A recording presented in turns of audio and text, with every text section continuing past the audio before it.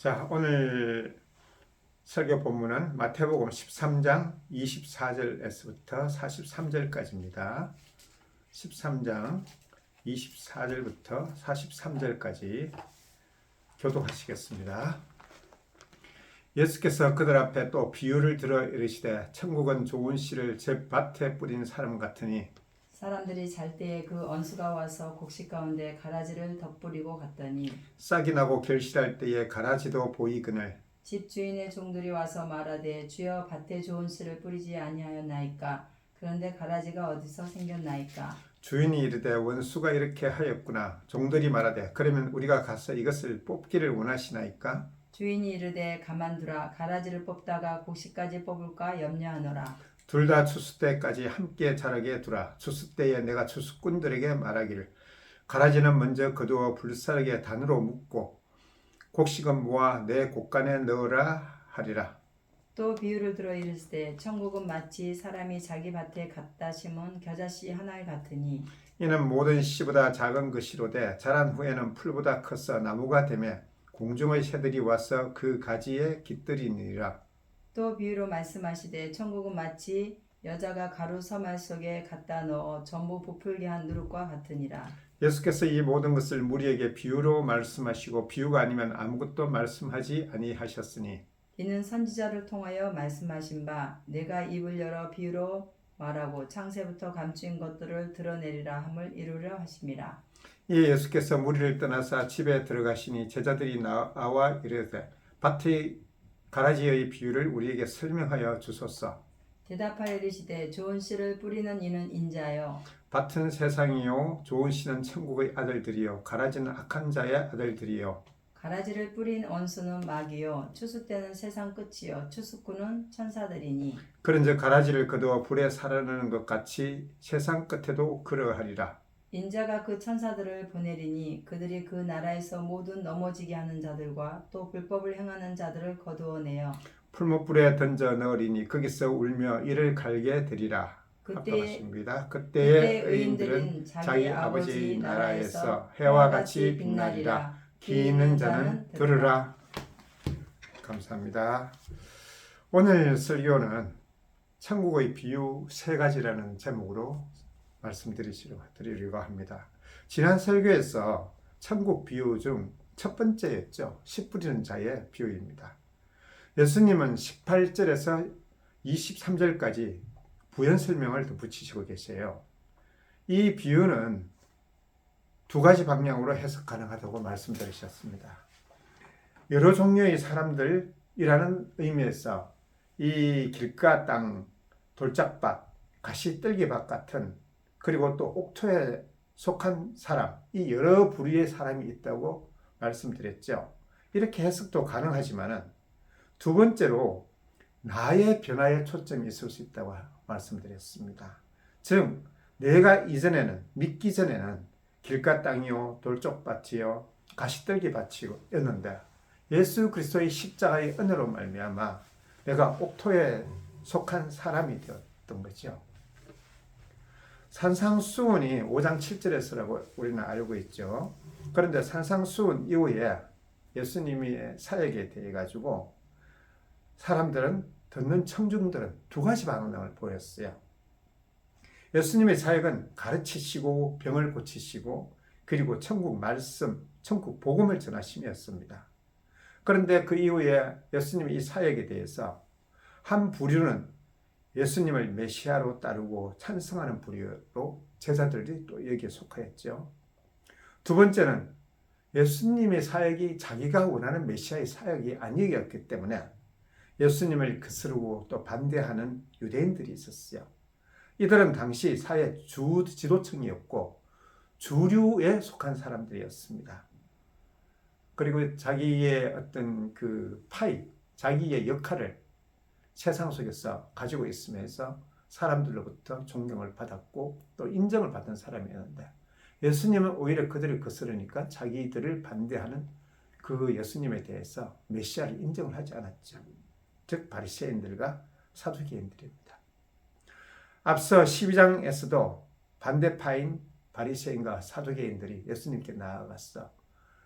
표적을 구하였을 때 예수님이 뭐라고 하셨죠? 나는 요나의 표적밖에는 보일 수가 없다고 했습니다. 예수님은 왜 요나의 표적이라고 했죠?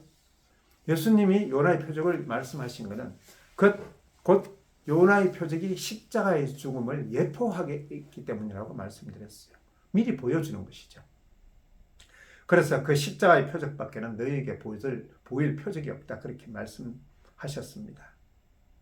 지난번 설교에서 씨 뿌리는 자의 비유에서도 예수님이 이사야 6장의 인용을 통하여 그들이 들어도 듣지 못하고 보아도 보지 못하고 마음으로 깨닫지 못할 것이라고 말씀하신 거 기억하실 겁니다. 오늘 본문 36절에서 43절까지도 보면 이 알곡과 가라지의 비유도 씨 뿌리는 자의 비유처럼 부연 설명이 붙어 있습니다. 이 두 가지 비유만 예수님께서 친히 그 의미를 설명하셨죠. 그러면 이것이 얼마나 중요한가라는 것을 좀 우리가 알 수 있겠죠. 36절에서 43절까지 다시 한번 합독하시겠습니다. 36절에서 43절까지.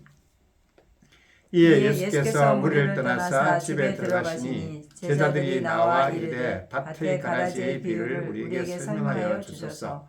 대답하여 이르시되 좋은 씨를 뿌리는 이는 인자요 밭은 세상이요 좋은 씨는 천국의 아들들이요 가라지는 악한 자의 아들들이요 가라지를 뿌린 원수는 마귀요 수습되는 세상 끝이요 수습꾼은 천사들이니 그런즉 가라지를 거두어 불에 사르는 것 같이 세상 끝에도 그러하리라. 인자가 그 천사들 보내리니 그들이 그 나라에서 모든 넘어지게 하는 것과 또 불법을 행하는 자들을 거두어내어 풀무불에 던져 넣으리니 거기서 울며 이를 갈게 되리라. 그때의 의인들은 자기 아버지의 나라에서 해와 같이 빛나리라. 기 있는 자는 들으라. 이 38절에 보면 밭은 세상이요라고 하고 있습니다. 밭은 세상이래요. 우리가 흔히 이 알곡과 가라지의 비유를 교회에 많이 적용을 하죠. 그런데 예수님은 지금 밭이 세상이라고 그랬어요. 정말 교회를 의미하는 부분이 없는가요? 많은 신학자들도 이 부분에 대해서는 논란이 있습니다. 그럼 두 가지가 가능하겠죠. 교회가 형성되기 이전이니 예수님의 말씀대로 세상에 국한하고 그리고 의미를 확대해서는 안 된다라고 주장하는 그런 부분이 있을 거고, 두 번째는 또 교회라고 판단하는 부분들이 있겠죠. 저는 교회라고 판단합니다. 그럼 그 이유가 있어야 되겠죠. 첫 번째 이 판단이 근거가 되는 것은 밭이라는 사전적 의미는 물을 대지 않는 상태로 곡식이나 채소를 가꾸는 땅이라는 의미를 가지고 있습니다. 즉 결실을, 열매를 목표로 하는 한정된 장소의 의미가 분명히 있죠. 교회 또한 세상의 일부분이라고 할 수 있다고 한다면 우리가 지금 이 밭을 교회라고 한정한다 한들 그렇게 큰 문제가 없을 것입니다. 두 번째로 종들이 가라지를 뽑을까요? 라고 할 때에 이 주인의 의중을 묻는 가운데 보면 좋은 싹들이 대부분이죠. 만약에 좋은 싹들은 조금 있고 그 다음에 가라지가 대부분이라 그러면 이렇게 가라지를 뽑을까요가 아니라 가라지를 좋은 싹들을 보호해야 되는 게 맞겠죠. 대부분이 가라지니까. 그런데 종들이 가라지를 뽑으려까요? 하는 속에는 대부분이 좋은 씨인데 그 중에 가라지가 몇 개 섞여 있다는 그런 의미가 강하다고 저는 생각을 합니다. 그래서 보면 이 하나님을 알지 못하는 세상은 분명히 모두 다 가라지들이에요. 저도 가라지였고요. 믿음 전에 가라지 아닌 사람이 누가 있겠습니까? 그런데 좋은 싹들이 대부분인 곳은 결국 교회일 수밖에 없고 또 말씀으로 이 땅에 오신 예수님을 듣는 장소가 교회입니다. 지금 예수님의 말씀을 선포되고 또 좋은 씨앗들, 좋은 싹들이 자라고 있다면 충분히 이 밭을 교회라고 한정할 수 있을 것입니다. 이 비유는 심판 때까지 우리는 알곡과 가라지를 구별할 수 없다는 것입니다. 여러분들이 만일 저를 믿음 전에 보았다면 저것은 100%, 저 사람은 100% 가라지라고 이야기하셨을 거예요. 판단하셨을 거예요. 저는 제 인생을 알고 있기 때문에 저는 가라지가 아니라고 부인할 수가 없어요. 그런데 예수 그리스도의 십자가로서 나를 옥토로 만드시고 정말 가라지였던 나이가 주님의 은혜로서 알고게 되었던 거지. 정말 그래서 더 은혜가 되는 것입니다. 알곡과 이 가라지 비유 뒤에 31절에서 33절까지 두 가지 비유가 더 있습니다. 찾아서 합독하시겠습니다. 31절에서 33절. 또 비유를 들어 이르시되 천국은 마치 사람이 자기 밭에 갖다 심은 겨자씨 하늘 같으니 이는 모든 씨보다 작은 것이로되 자란 후에는 풀보다 커서 나무가 되며 공중의 새들이 와서 그 가지에 깃들이니라. 또 비유로 말씀하시되 천국은 마치 여자가 가루 서말 속에 갖다 넣어 전부 부풀게 한 누룩과 같으니라. 천국은 겨자씨 하늘 같고 천국은 누룩 같다고 하는 것이에요. 그런데 얼핏 보면 우리는 이 두 비유의 차이를 잘 알지 못합니다. 한 비유는 겨자씨가 큰 겨자간 나무가 되는 것을 이야기하고, 한 비유는 누룩이 가루스마를 부풀게 해가지고 팽창하게 하는, 전부 다 커지는 것을 이야기하고 있습니다. 그런데 이 두 비유는 다릅니다. 예수님은 얼핏 비슷한 이야기를 하는데 본질을 아시기 때문에 비슷한 걸 가지고 있지만은, 비슷한 걸 말씀하시지만은 그 속에 분명히 차이가 있습니다. 앞으로 우리가 사복음서를 공부한다면 그런 부분을 세밀히 살필 수 있을 것입니다. 우리는 자칫 잘못하면 예수님이 같은 말을 하시는 것처럼 중복된 것처럼 이야기하시는데 거의 예수님이 중복된 것을 이야기하신 적이 없어요. 그 속에 분명히 차이가 있습니다. 오늘 이 비유도 마찬가지입니다. 이 겨자씨 나무가 되는 것은 겉으로도 똑같습니다. 겨자씨가 자라서 싹이 나고 조그만 나무가 되고 큰 나무가 되었던 외형적인 모습은 그대로 남아 있습니다. 그런데 누룩은 빵을 만들기 위해서 이 밀가루를 가루 서말을 갖다 부풀게 하는 거예요. 다른 존재가 되어 있는 것입니다. 본질이 달라진 거예요. 우리는 그분을 아셔야 됩니다. 하나는 물리적인 반응, 하나는 물리적인 변화, 크기만 변한 거고, 하나는 화학적인 반응이에요. 다른 변화, 화학적인 변화, 전혀 다른 것이 일어나는 것입니다. 물리적인 변화는 우리가 누구나 다 알 수 있겠지만 화학적인 변화에 대해서 성경은 이렇게 이야기하고 있습니다. 고린도 후서 5장 17절에 우리가 흔히 잘 알죠. 한번 찾아볼까요? 고린도 후서 5장 17절.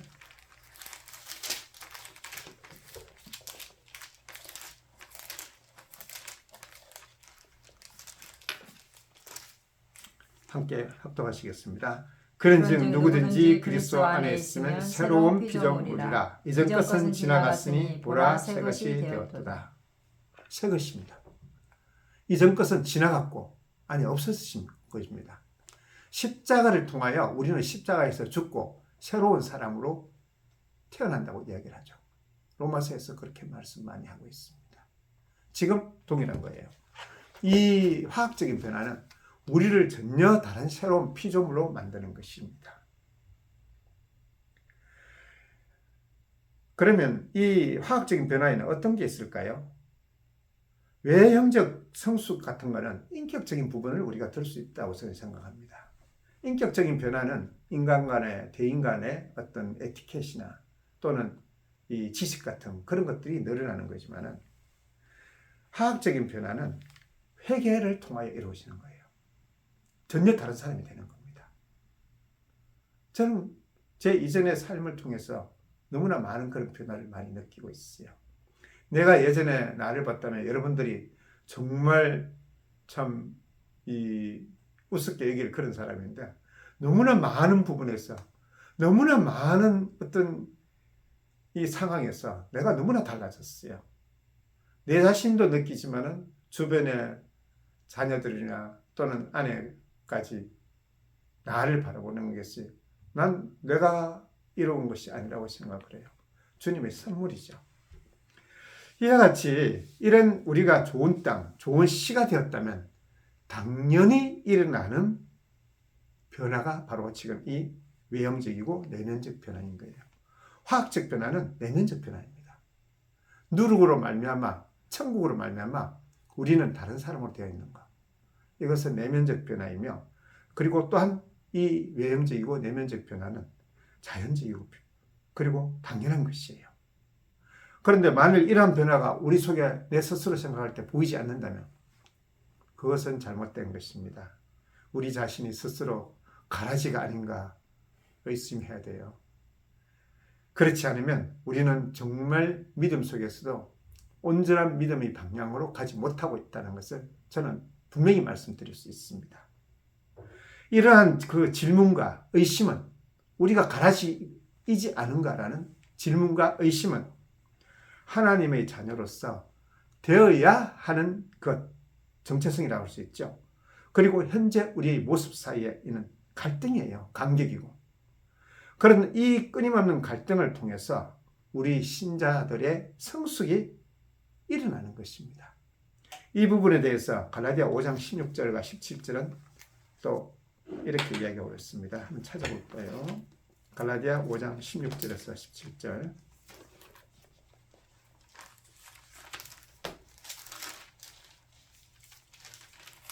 에베소서 바로 앞에 있습니다. 갈라디아 5장 16절에서 17절. 함께 합독하시겠습니다. 내가 이르노니 너희는 성령을 따라 행하라. 그리하면 육체의 욕심을 이루지 아니하리라. 육체의 소욕은 성령을 거스르고 성령은 육체를 거스르나니 이 둘이 서로 대적함으로 네가 원하는 것을 하지 못하게 하려 함이니라. 참 놀랍죠?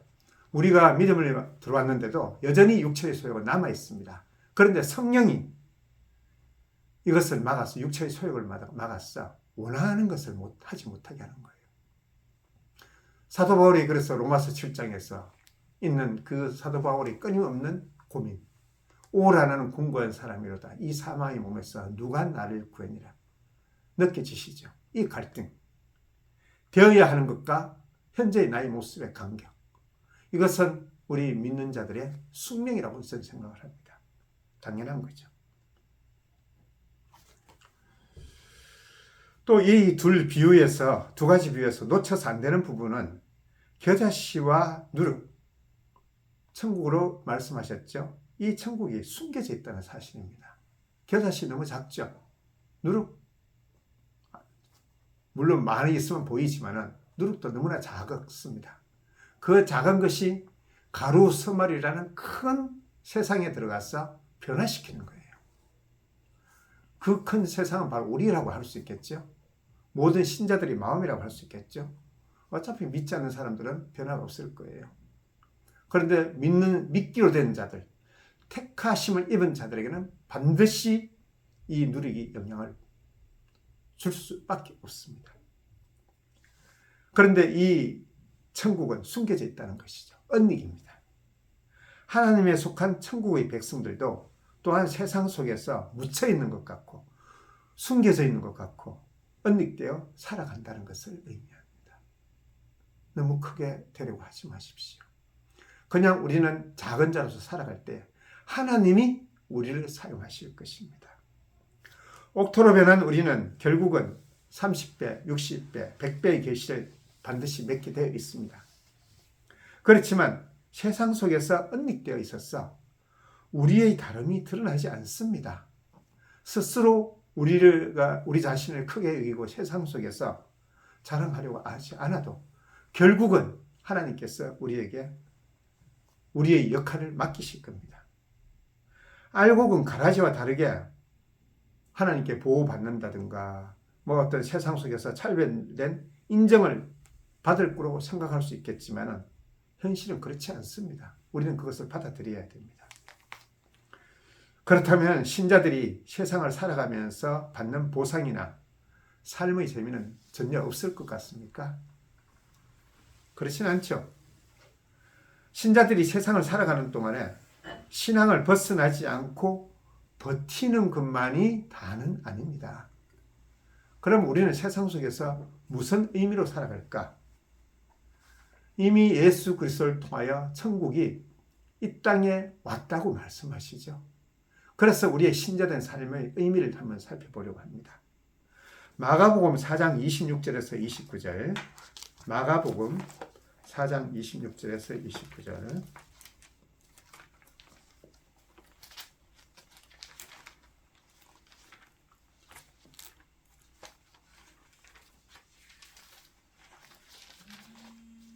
마가복음 4장 16절에서 29절.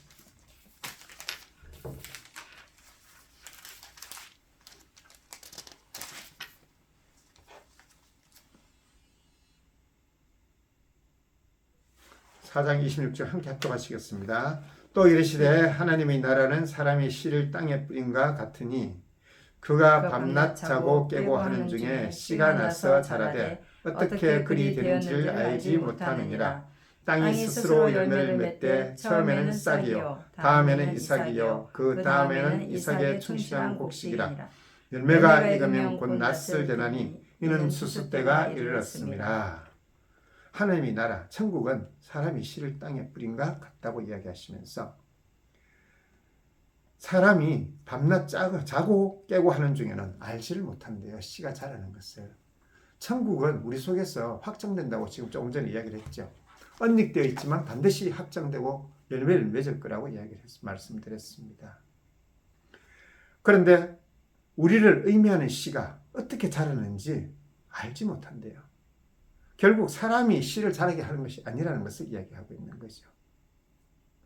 우리 된 것, 우리를 자라게 하는 것은 세상이 주는 것으로 세상의 것들로 우리가 자라는 것이 아니라 겨자나무처럼 부푸른 반죽처럼 성장하겠지만 우리의 성장은 이 하나님께로부터 나오는 것입니다. 우리의 성장은 땅이나 또는 가루 서말로부터 오는 영양분으로 주어진 것이 아니라 씨를 뿌리시고 뿌리를 내리시고 그리고 자라게 하신 이는 하나님이심을 말씀하시고 있는 것입니다.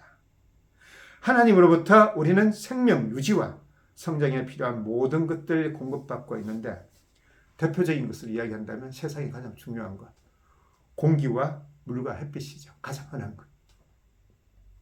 이게 전부 다 하나님의 은혜예요.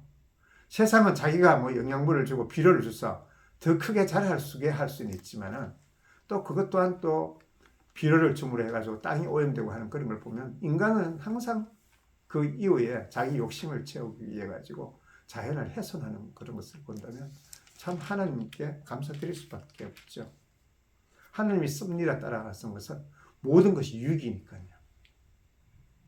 우리가 세상 속에 있다고 해서 세상으로부터 우리가 자랑이나 의미나 힘을 얻는 것이 아니라 오직 하나님께서 우리에게 진정한 의미를 부여하시는 것입니다. 이러한 좋은 모델은 출애굽한 광야의 이스라엘 백성들이 보여주고 있습니다. 이스라엘은 교회의 모형이죠. 이들의 목적은 젖과 꿀이 흐르는 가나안 땅이었습니다. 이스라엘이 애굽을 벗어나 광야에 들어오면서 얻은 것이 무엇일까요? 그건 애굽이라는 압제로부터의 자유입니다. 그럼 없어진 건요. 자유는 얻었는데 애굽에서 있던 모든 물질들의 그 쾌락, 즐거움 그런 것들 다 잊어버렸어요. 모든 것이 부족한 광야인 것입니다. 광야는 거의 돌로 덮여 있고 그리고 풀만 듬성듬성 자라는 곳이에요. 거기 우리 먹을 것이 없습니다. 곡식도 없고. 그런 척박한 땅에서 하나님이 우리를 은혜로 먹이시는 곳, 그것이 광야입니다. 하나님께서 먹을 양식으로 만나를 주시고 고기 불평하는 백성에게 메추라기로 마음껏 먹이시고 물이 없다고 불평하는 백성들에게 반석으로부터 물을 먹이시죠. 물론 여기 반석은 생수를 공부하시는 예수 그리스도로 또 대표되죠. 어디로 가야 할 발을 모르는 백성들을 불기둥과 구름기둥으로 인도하셔요. 지금 우리의 어떤 신자의 모습과 똑같은 거예요. 우리가 가는 것이 아니라 하나님께서 인도하시는 것입니다. 우리는 단지 말씀을 따라 우리에게 주어진 현상을 그리고 이 상황을 따라 복종하고 순종하는 가운데 하나님께서 가나안 땅으로 인도하시는 겁니다. 신명기 8장 2절에서 4절까지를 한번 볼까요? 당시에 신명기를 통하여 이스라엘 백성의 모습을 은혜를 이야기를 하고 계십니다. 8장 2절에서 4절 찾으셔서는 합독하시겠습니다. 내 하나님 여호와께서 이 40년 동안에 내게 광야 길을 걷게 하신 것을 기억하라. 이는 너를 낮추시며 너를 시험하사 내 마음이 어떠한지 그 명령을 지키는지 지키지 않는지를 알려 하심이라. 너를 낮추시며 너를 줄이게 하시며 또 너도 알지 못하며 내 조상들도 알지 못하던 만나를 내게 먹이신 것은 사람이 떡으로만 사는 것이 아니요 오직 여호와에서 나오는 모든 말씀으로 사는 줄 내게 알게 하려 하심이니라. 이 40년 동안에 너의 의복이 헤어지지 아니하였고 내 발이 부르트지 아니하였느니라. 2절과 3절에서는 하나님이 이 40년 동안에 광야 길을 걷게 하신 것은 이 너를 낮추시고 하나님의 말씀으로 살게 하는 것을 알게 하려 하심이라 그러는데 4절에서는 물질을 이야기하고 있어요. 그런데 그 시간 동안에 너희가 의복이 없었느냐? 신발이 없었느냐? 그 이야기를 하시는 거예요. 다 주셨다는 이야기예요. 우리의 지금 존재가 그렇습니다. 부족하게 보이죠. 모자라는 것 같아도 우리 쓸 거 부족한 걸 다 주셔요. 그것이 하나님의 말씀이죠. 이렇게 얘기하고 있잖아요. 먼저 너희는 그의 나라와 의를 구하라. 그리하면 이 모든 것을 너희에게 다 하시리라. 우리에게 모든 것을 다 주셔요. 하나님의 나라와 의를 구할 때 조건입니다. 우리의 힘으로 분명히 어떻게 보면 더 잘 살 수도 있고 더 많은 물질을 가질 수도 있지만 그것은 힘든 여정이에요. 기쁨도 없고 오히려 재산을 모아가 나를 자랑하려는 세상의 욕심인 거지 하나님의 은혜가 아닙니다. 그런데 우리가 하나님의 나라와 의를 구할 때 참 이상한 일들이 일어나요. 하나님께서 이스라엘 백성을 끌고 가시면서 의복과 그리고 신발이 헤어지지 않게 하신 것처럼 우리에게도 우리의 인생 속에 주님께서 우리에게 필요한 모든 것들을 다 넘치게 공급하고 계실 겁니다. 아멘. 이것이 천국의 땅으로 대표되는 가나안의 땅으로 가는 믿음의 여정이며 하나님의 백성에 대하여 하나님께서 친히 책임지시겠다는 약속인 것입니다. 세상이 우리를 삼키며 세상 속에서 가라지와 함께 언닉된 채 우리는 살아갑니다. 우리는 예수 그리스도로 말미암아 분명히 또 승리할 것을 믿고 또 확신하며 또 살아갑니다. 광야에서 이스라엘 백성들이 세상에 대하여 때로 낭망하죠. 이스라엘 백성들이 광야 땅에서 애굽 땅에서의 그 풍요함을 구하듯이 그리워하듯이 우리는 때때로 이 세상을 원망하기도 하고 또 하나님을 떠날 때도 있습니다. 우리는 우리의 신앙의 현실 속에서 자주 울고 실패하고 또 형통한 것이 없어 보이는 삶을 살아갈 것입니다. 그러나 하나님께서 결국은 이스라엘 백성을 약속의 땅으로 인도하신 것 같이 하나님은 우리를 예수 그리스도의 장성한 분량에까지 인격적으로 영적으로 성장케 하실 것입니다. 아멘. 곧 하나님은 우리를 온전한 하나님의 백성으로 만드심에 결코 실패하지 않을 것을 꼭 기억하십시오.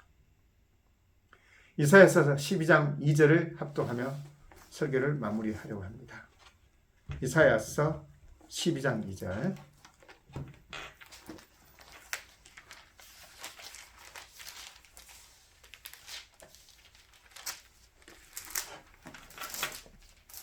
구약 982페이지예요. 찾았으면 합독하시겠습니다. 보라, 하나님은 나의 구원이시라. 내가 신뢰하고 두려움이 없으리니 주 여호와는 나의 힘이시며 나의 노래시며 나의 구원이십니다. 우리가 올바른 믿음을 가지고 나아갈 때 분명히 하나님은 나의 구원이시며 내가 신뢰할 수 있는 존재이시며 그리고 우리는 그 하나님을 믿고 두려움이 없는 평강에 들어갈 것입니다.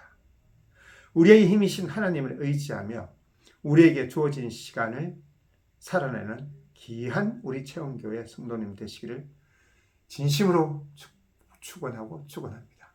아멘. 잠시 마무리 기도하시겠습니다. 하나님 아버지 감사합니다. 우리에게 또 이런 아버지 주님을 향한 예배가 있게 하여 주시옵고 항상 아버지 주님의 크신 은혜로 주님의 힘에 의지하여 주님의 아버지 평강을 누리게 하여 주심을 감사드립니다. 우리를 아버지 과거에서 지금까지 우리를 이끌어 오신 것처럼 참으로 아버지 말씀으로 우리를 이끌어 오시고 세상 속에서도 알곡으로 살아가게 하여 주시며 진정한 옥토로서 살아가게 하여 주실 주님이심을 믿습니다. 우리가 살아가는 모든 시간 속에서 주님께서 개입하여 주시고 주님의 말씀을 우리에게 들려주시며 참으로 아버지 우리를 주님의 자녀로 만들어 가시는 주님의 손길에 복종하고 순종하는 체험계의 성도님들 되게 하여 주시옵소서. 아멘. 앞으로도 주님께서 아버지 무한한 복과 또 아버지 풍성함을 주려오시며 우리를 주님의 자녀로 삼으신 놀라운 은혜의 시간을 주실 것을 믿으며 우리 주 예수 그리스도의 이름으로 기도드렸습니다. 아멘.